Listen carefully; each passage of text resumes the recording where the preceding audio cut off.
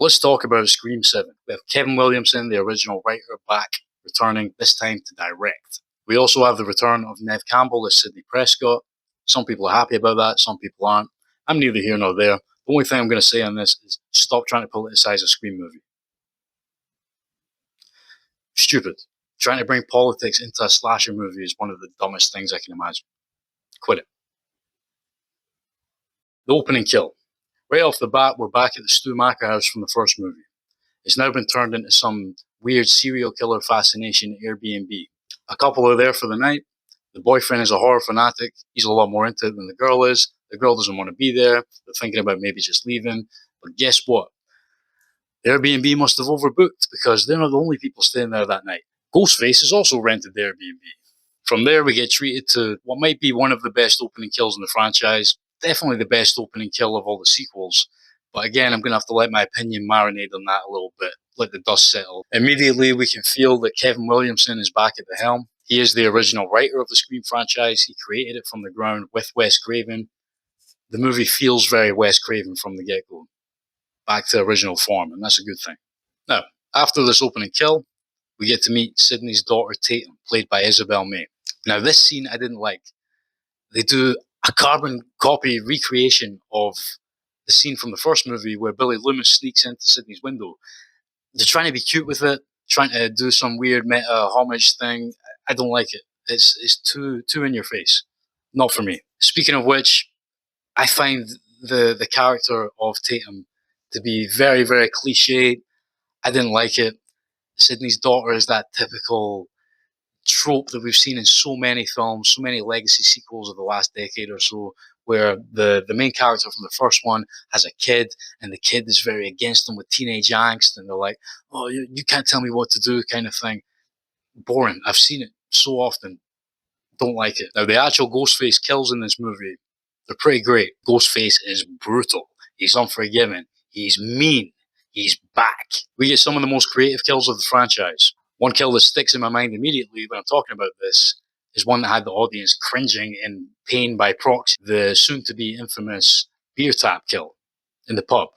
If you know, you know. One thing I'll applaud this movie for again is it tries to break the tried and tested formula of a Scream film, and we get one Ghostface killed and unmasked by the 45-minute mark in this movie.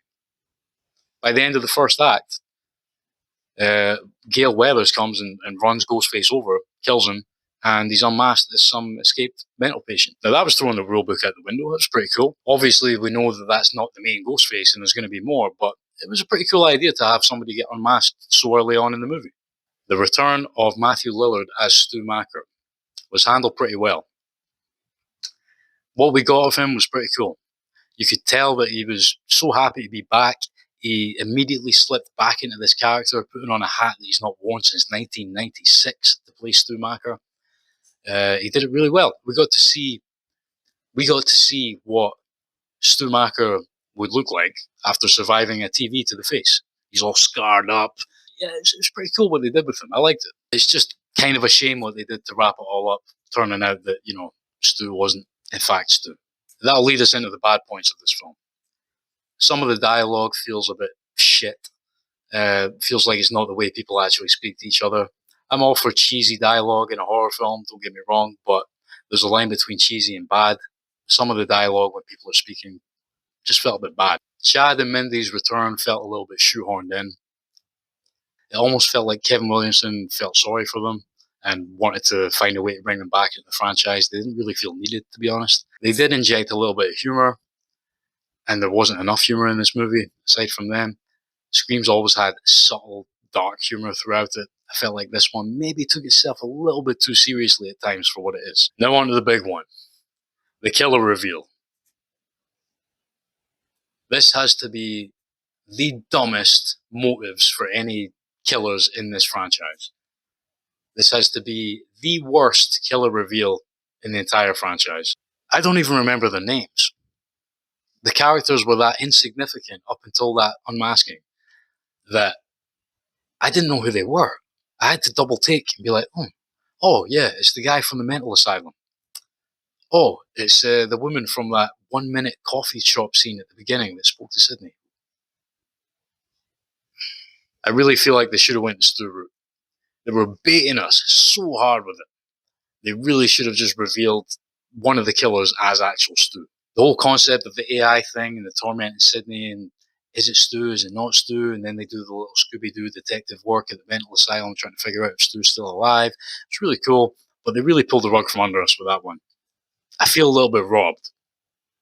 I think we should have had Stu as one of the main killers at least.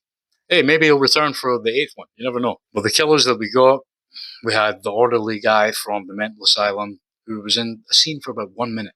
He exchanged a couple of words with Sydney and Gail. Just a bit daft. The motives are non-existent. It felt very forced, dumb, too dumb. And Sydney's neighbour, who she spoke to in a coffee shop for like 1 minute again at the beginning of the film. Like, what the fuck? Just daft. Overall, though, as far as a 7th movie in a slasher franchise goes, it was pretty good. You could feel the return to the roots with Kevin Williamson being at the helm directing this. It's nowhere near as bad as a lot of people are saying. There's a lot of hate that, again, is just fueled by political agendas, which is dumb. It's a good time. It's a Scream movie. It's not going to get any Oscars. It's not trying to get any Oscars. As a lifelong fan of the franchise, I enjoyed this one. I look forward to see what they got next. And people trying to say, oh, it's number 7, you got to stop. Man, do you realize how long horror franchises go on for? The next Friday the 13th movie will be the 13th Friday the 13th. Cheers for watching.